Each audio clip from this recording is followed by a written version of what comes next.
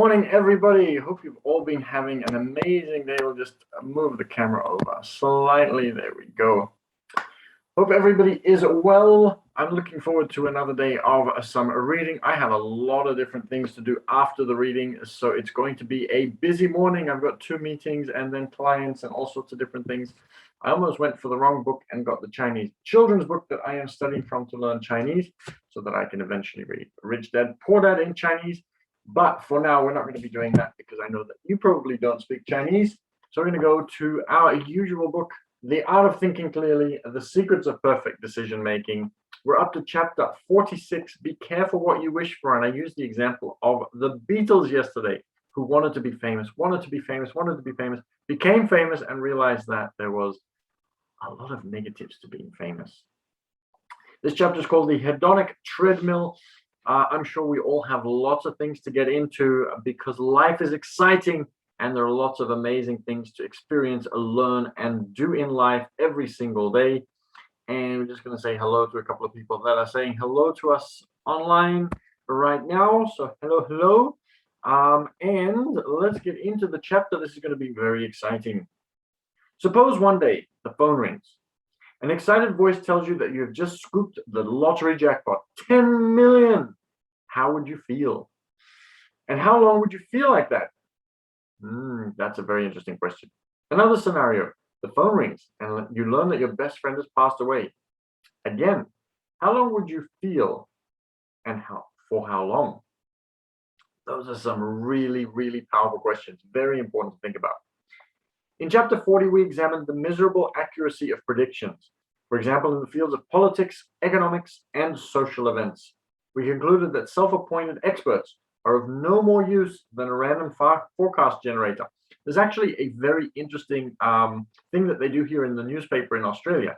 And they have stock picking experts, they have psychic and a computer generator, and they also have a couple of just lay people just that they've picked at random. And they get them all to pick stocks. And they all end up at around the same level. And sometimes the best performing one is either the person at home who's just picked random stocks themselves or the random generator that has picked random stocks. So very interesting indeed how horrible we humans are at predicting things. And we like to think that we're very good at predicting things.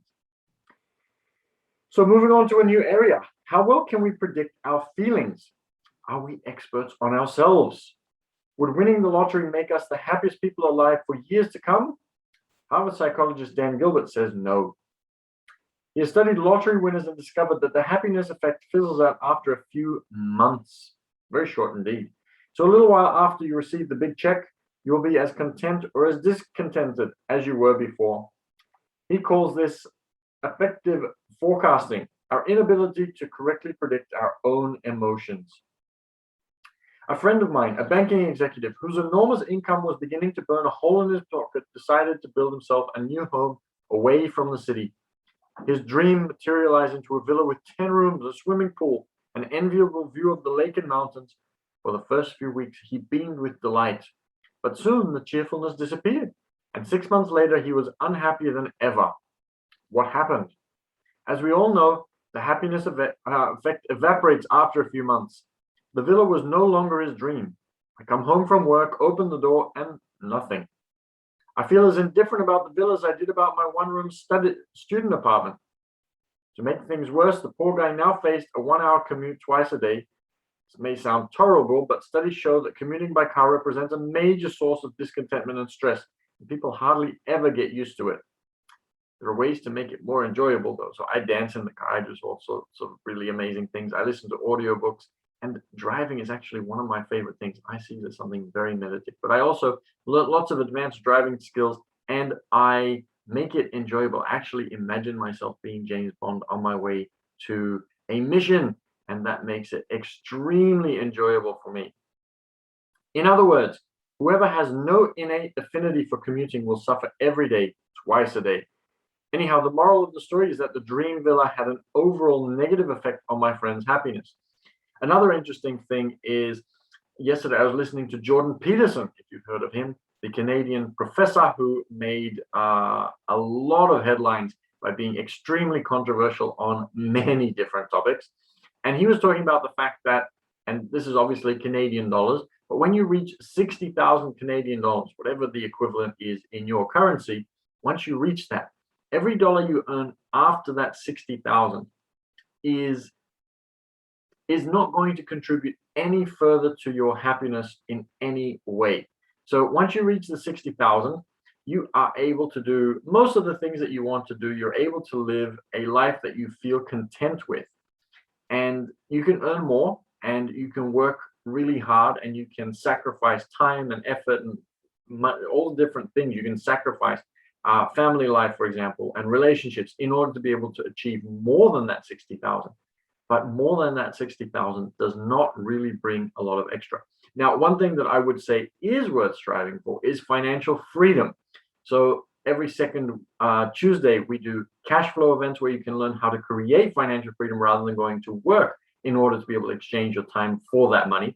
And so there is a lot more to be gained from having your money work for you and you being able to earn that money without actually physically going to work, so that you can work on the things that you enjoy more, spending time with family, be it art projects, be it reading, all the things that we love to do on the weekends. You can then spend most of your time doing that during the week, and you are still earning that 60,000. That is definitely worth striving for. So I will give you my details later on at the end so that you can come and join us for that. And so follow me on Instagram and on YouTube, where you can watch the replay of this video. But the main point of that is that 60,000 Canadian dollars, whatever the equivalent is, you can look that up later on, is where you're going to be at the most happy of your life, because you have responsibilities but less stress. When you start getting into the really, really big money and the really big mansions and boats and different things, you're going to have different kinds of challenges. You're still going to have the same kinds of challenges that you're facing right now, but those are going to be magnified. So the boat breaks down, your private jet has issues, you start worrying about whether you're going to be audited by the tax department because they think that you're doing something dodgy. Different kinds of problems, different kinds of challenges. So it's the same thing, but magnified, it's different. Having a lot more does not necessarily bring a lot more happiness. That 60,000 is where you're going to be most happy. But if you can do it from a financial freedom point of view, it is going to be a much better scenario than if you're exchanging your time for money, especially if what you are doing doesn't bring you joy. But if you are doing something that brings you joy, then that can definitely be a different story. But at the same time, even if you're doing something that you really enjoy work-wise, and you're earning your $60,000 per year, you still don't feel that freedom working for somebody else that you do when you actually have financial freedom. Very often you'll notice that at the end of your shift, you're going to be glad to be going home. And now you are in control of what you do with your time. Whereas 10 minutes earlier, when you were still on the clock, your boss is the one who's determining where you can go, when you can go, and what you can do. And that is just that little tweak of difference, but it makes a huge difference in how we feel about how much we are in control of our time. And control of our time is what we all strive for.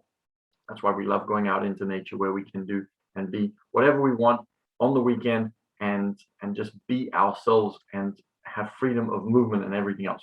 Wow, we have gone really deep into this today, so we'll go back to reading.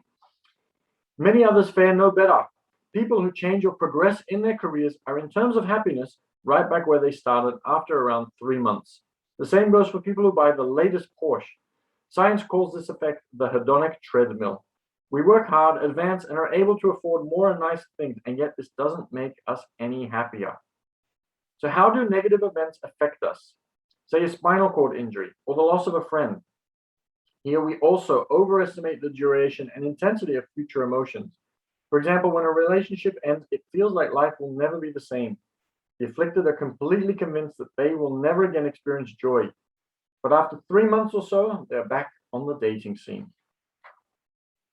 Wouldn't it be nice if we knew exactly how happy a new car, career, or relationship would make us? Well, this is doable in part. Use these scientifically rubber stamp pointers to make better, brighter decisions. 1. Avoid negative things that you cannot grow accustomed to, such as commuting, noise, or chronic stress. This is why financial freedom is so important, because then you can avoid the traffic. You can avoid different things that bring you stress. 2, expect only short-term happiness from material things such as cars, houses, lottery winnings, bonuses, and prizes. And 3, aim for as much free time and autonomy as possible. That's what we were just saying. Since long-lasting positive effects generally come from what you actively do. Follow your passions even if you must forfeit a portion of your income for them. Invest in friendships. For most people, professional status achieves long-lasting happiness as long as they don't change peer groups at the same time. In other words, if you ascend to a CEO role and fraternize only with other executives, the effect fizzles out. I think that was a brilliant way to be able to talk about financial freedom and the innate ability that we want to have time and autonomy over our time. So this has been an absolutely amazing chapter. So I hope you've all watched this to the very end. Really important lessons. So if you want to be able to follow me and watch the replay and join me for these various things, you can DM me on Instagram. And on Instagram, I am, let me see, because I am the Passive Cashflow Club on YouTube. So if you search for the Passive Cashflow Club, you'll find the YouTube channel and you can subscribe and follow me there and watch any replays and watch past chapters of the reading and get my thoughts and comments on those. And on Instagram, business_team_6. So if you do a search for business_team_6, you'll be able to find me there and send me a direct message. And I look forward to hearing from you, your thoughts. You can also watch these live on Zoom, and I'll see if my VA is able to share the details in the Instagram or on the YouTube so that you can find us on Zoom live as well. And then you can also interact and leave a comment in the chat as I am reading, because I love opening up the discussion. But now it's time for me to start getting ready. I have a busy morning. I have 2 meetings already lined up. I have clients to see after that. Need to get in the car and drive all around Sydney to do those. So it has been amazing having you join today. It was a really deep and amazing chapter that gets us thinking, which is something that is very important. We want to be able to think more deeply on a deeper level about things so that we don't just rush through life, but we actually have enjoyment out of life. Yesterday, I was actually with a client and we went for a bushwalk and we got muddy and dirty feet. And the experience of that adventure of being able to take them out and going for that walk was really spectacular. And the shoes, I can always polish them, I can clean them, and I can buy a new pair of shoes. But that adventure is once in a lifetime, and it was worth getting the shoes muddy for it. Okay, we have to start going. Tomorrow, chapter 47, do not marvel at your existence, which I think I was just saying that you should do. Self-selection bias. So it's going to be interesting to see what that chapter says in relation to me saying that you really need to marvel at your existence and that you need to enjoy your life.